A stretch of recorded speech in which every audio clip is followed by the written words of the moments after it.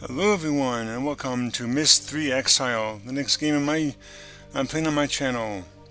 This is one of my personal favorite games of the series.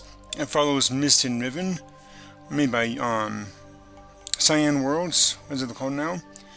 This game was not made by Cyan, however, it was made by Ubisoft, although it does continue the storyline of the original two games. This series would be, no, that's my train of thought. This will be, like my Abduction and Rem games. I will not be doing any outros or intros to make it flow into one seamless game. One seamless adventure, rather. So, I'll explain a bit more as we start the game. So, let's get started.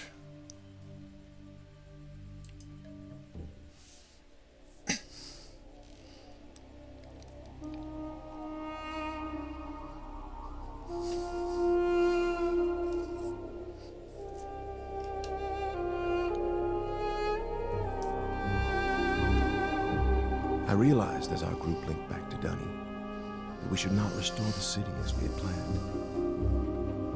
The once magnificent buildings lay in ruin, testament to the hatred that had consumed them.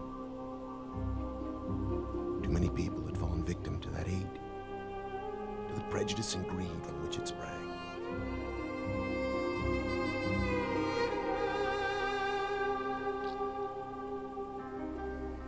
Gazing out across the cavern, I decided to write another age, one that would help the Dunny survivors begin again, free from the tragedies of their past. So with my wife, Catherine, supporting me, I put aside that past to write a future. More than a year has gone by since I finished writing Relishon.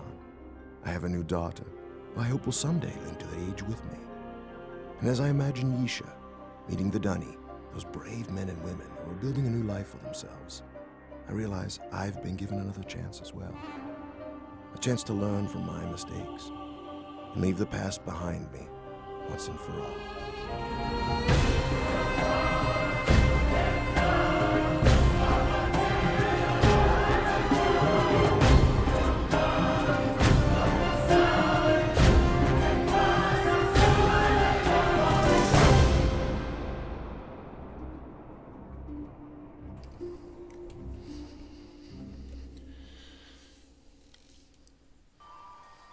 Ooh, Breathtaking, isn't it? indeed it is. Who's that? We call it Tamana.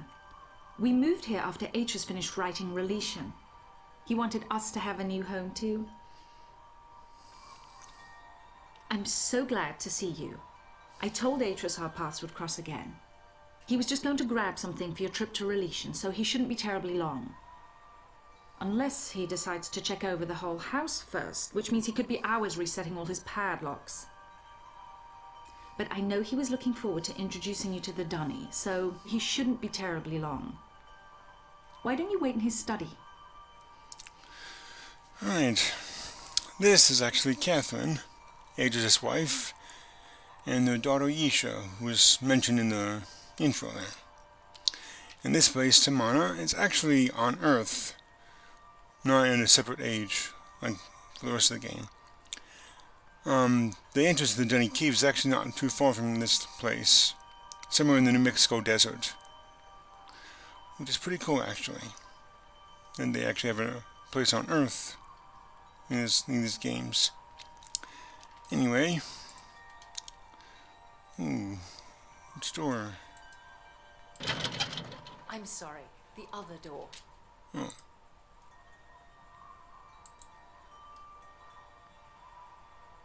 You know, this trip is exactly what Atreus needs right now. I haven't been able to get him out of the house for months, ever since he found his journals out of place.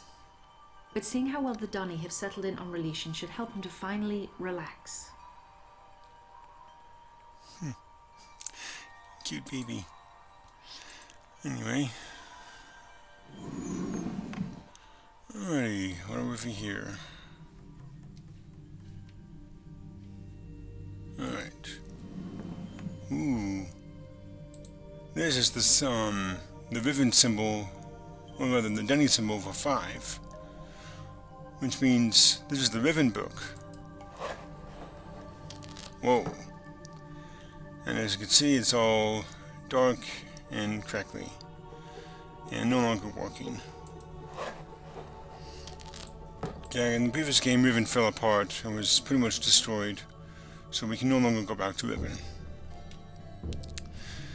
Anyway, there's a few things to look at this desk here. I noticed there's no chair. Kind of unusual, but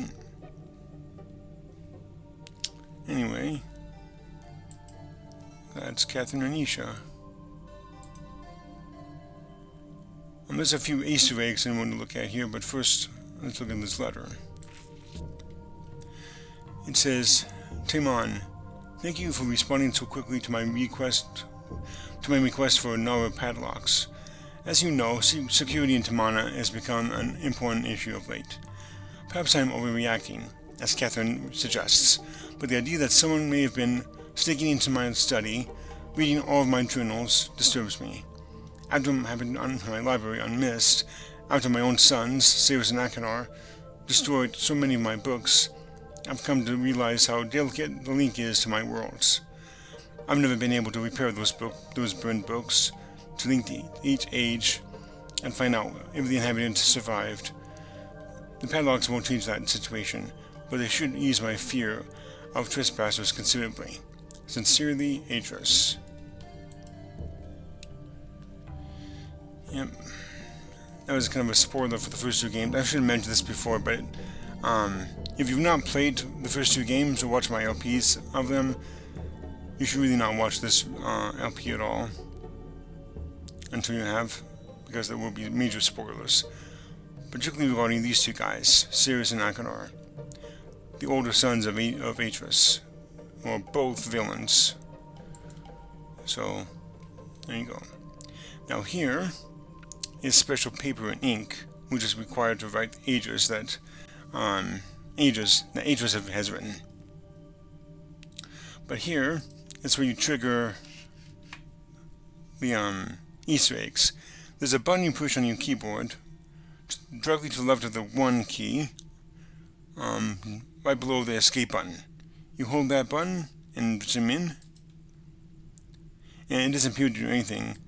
All it does is trigger those Easter eggs. So we do this, push that button and zoom in, and you get this.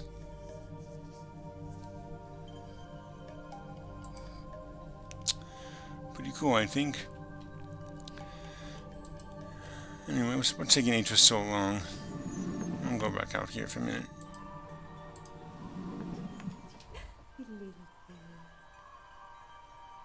Atris doesn't usually keep people waiting this long. He's just been so concerned about his books. When he gets here, I will tell him you're in the study. Okay.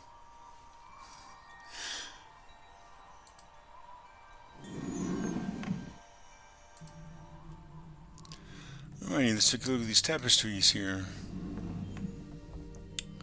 Well, look at this huge boat here for the Dunny survivors.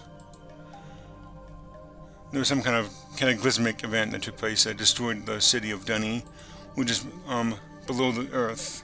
That's where they lived, literally underground. Here, looks like they're linking to a book. Here, there's like this some kind of gas leak, and people's bones are left behind, but they're still wearing clothes.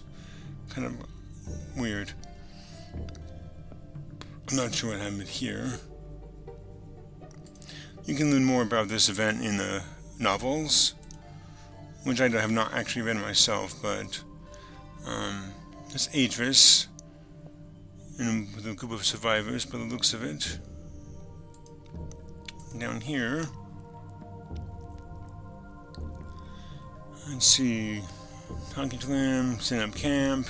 He's in this library or on Kavir, which is actually, like I said, not far from here. Ooh, what's this? A fire marble right there. Provides light by the looks of it. Ooh. Look at that, a glass case for a book. I don't think you can get more secure than that. A glass case. What could possibly go wrong? Anyway, I had the door opening behind me, so let's check that out. Well, my friend, I see you found the Relishon book. Catherine tells me you've been here for some time. Sorry if I've kept you waiting. Since we'll be gone a few days, I needed to secure some of my things. And I also wanted to bring you this. It's a journal I kept while I was writing Relishon. I thought you might find it interesting to read about what I'd hoped to achieve, compared to what the age truly is.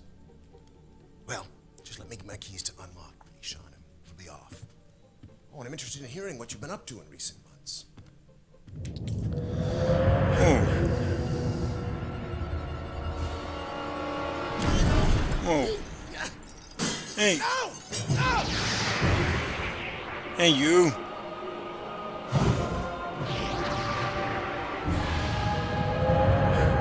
Relishon! Hey. Get back here. Whoa. That happened automatically.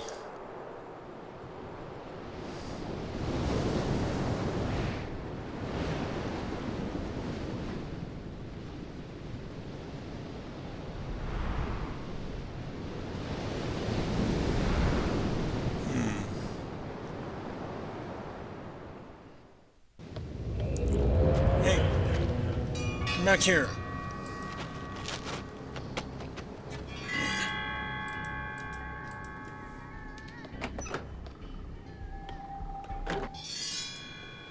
Hey, you. Of course it's locked. Alright.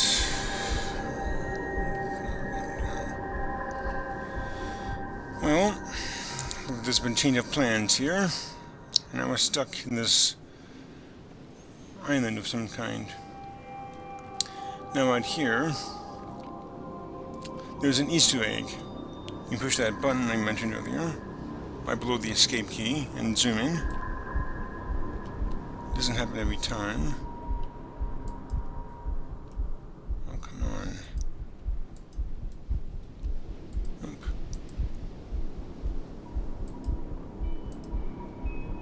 Oops, you push the button. What's he waiting for?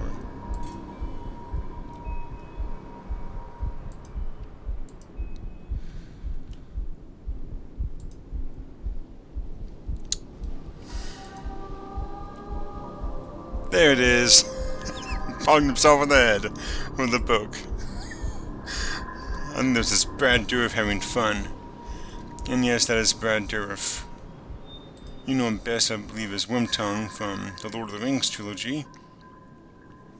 Anyway, about this journal that Atros gave us, I'm not going to read this out loud because it's kind of long. But if you want to read it, you can go ahead and pause. So I will go ahead and flip through the pages. So if you want to read it yourself, feel free to pause the video.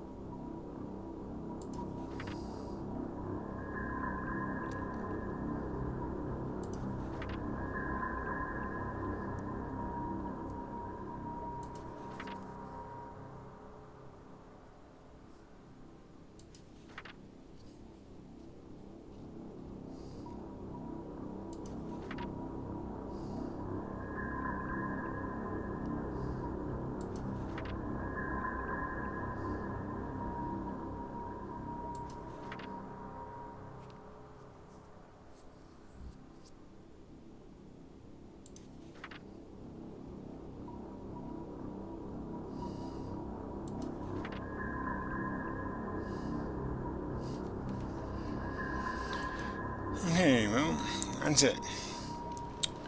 It mentions this age is called Jananen. Anyway, our task appears to be getting that book back from that man over there. So let's take a look around here.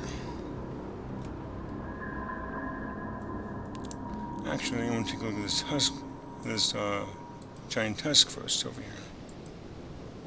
Ooh, interesting.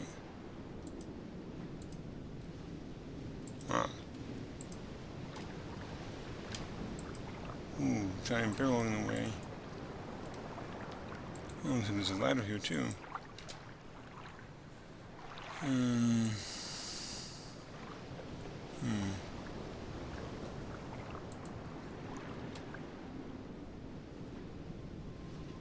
We'll do that later, actually. Now, ooh, like that, a purple one. Is that right here? I can't really tell, but I think that is purple. What does this do? Oh, that was just a boring blank thing. Oh, that's a purple one. How much we look in here? Oh, okay. So red fire marble on top here. But we don't really know what that does, so let's just leave it be for now. Oh, and the other one. Oh, that's boring. Oh, look at that. Someone busted the top off of this one.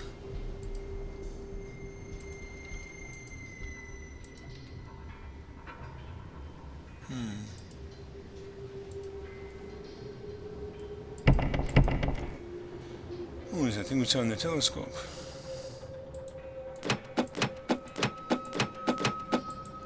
Okay. This will work in that right now. Ooh. Whistling rock. Interesting.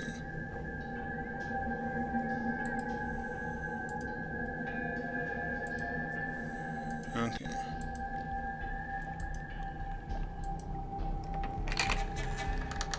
Oh.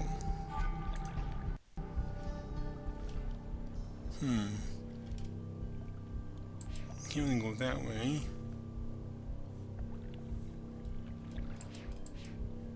Oh, what does this do? Oh, nice. Cool. Other side. I'll come back here later. For now, I want to take a look over here. Ooh, and the bridge. Aha. A hidden ladder. Ooh. Interesting. The watermelons by the looks of it. Pink watermelons and a door in that tusk right there. Looks like a bird or a moth of some kind in the top there.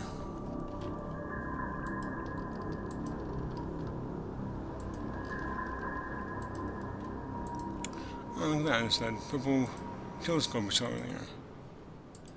Yeah, it looks like nothing.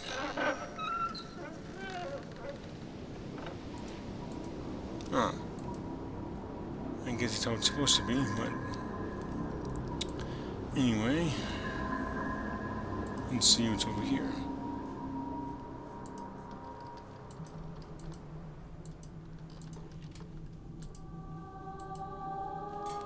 Ooh. A green one. Nothing. Blue. Okay. That. I don't know that's right. Oh, that, another red one. Alright, well. I'm just fiddling around with these things and don't know what to do yet, so.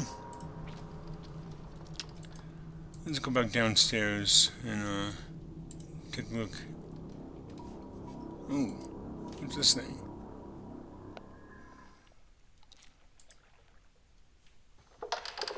Ooh. There's a sound amplifier? Whoa. Oh, the wind there. Lagoon water. I'm gonna keep it here. That's a nice sound, actually. Okay. Oh, it's over here.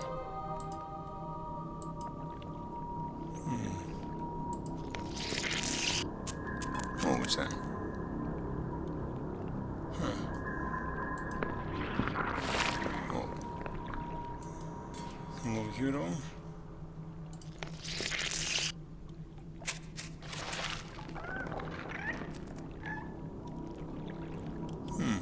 Squee? That's a squee? That's a cute little guy. Oh, look. It's dripping. Of course, the things go out. I wonder. I'll just do that a bit later. But first, let's go in here.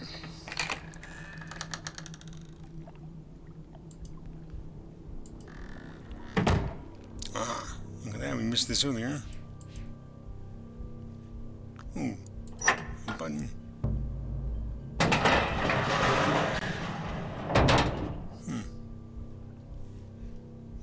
Does it go back up? Guess not.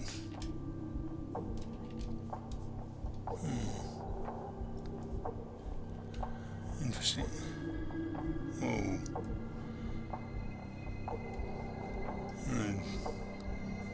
Infants here. Oh, look at that. Another journal.